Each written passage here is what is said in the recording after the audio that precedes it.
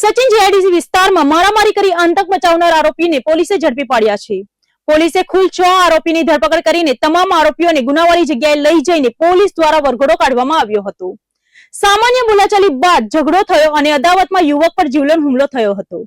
પોલીસે આરોપીઓને કાયદાનું ભાન કરાવીને કડક કાર્યવાહી હાથ ધરી છે. પાંડેસરા વિસ્તારમાં ગટરનું પાણી ઝેરી બનતા લોકોમાં ભય ફેલાયો છે. જય અંબે સોસાયટીમાં ડ્રેનેજમાંથી કલરવાળું પાણી બહાર આવી રહ્યું છે.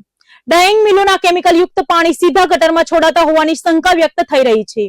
માત્ર 50 મીટર દૂર આવેલી ડાઇંગ મિલ સામે જવાબદારી કોની છે તે અંગે સવાલો ઉઠ્યા છે. સ્થાનિકોની વારંવારની ફરિયાદ છતાં એસએમસી અને જીપીસીબીની કામગીરી સામે લોકોની નારાજગી જોવા મળી રહી છે. પાલ વિસ્તારમાં મહાદેવ ફળિયામાં ખુલ્લેઆમ ચાલતા દેશી દારૂના અડ્ડા પર સ્થાનિક લોકોએ જનતા રેડ કરી હતી. મહિલાઓ સહિત લોકોએ રેડ કરીને દારૂના મોટા જથ્થાનો પર્દાફાશ કર્યો હતો. જનતા રેડ દરમિયાન બુટલેગર દ્વારા વિડીયો શૂટ બંધ કરવા કહેવામાં આવ્યા હોવાનો પણ આરોપ છે.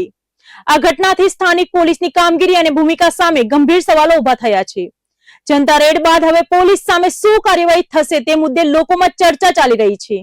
સુરતના ગીમ વિસ્તારમાં દુઃખદ ઘટના બની છે, જેમાં 14 મહિનાના બાળકનું મોત થયું હતું. ઘરે રાખેલો પાણીનો ડ્રમ અચાનક પડી જતા બાળકને ગંભીર ઈજા પહોંચી હતી. પરિવારજનોને બાળકને તાત્કાલિક સુરત સિવિલ હોસ્પિટલ લઈ આવ્યા હતા.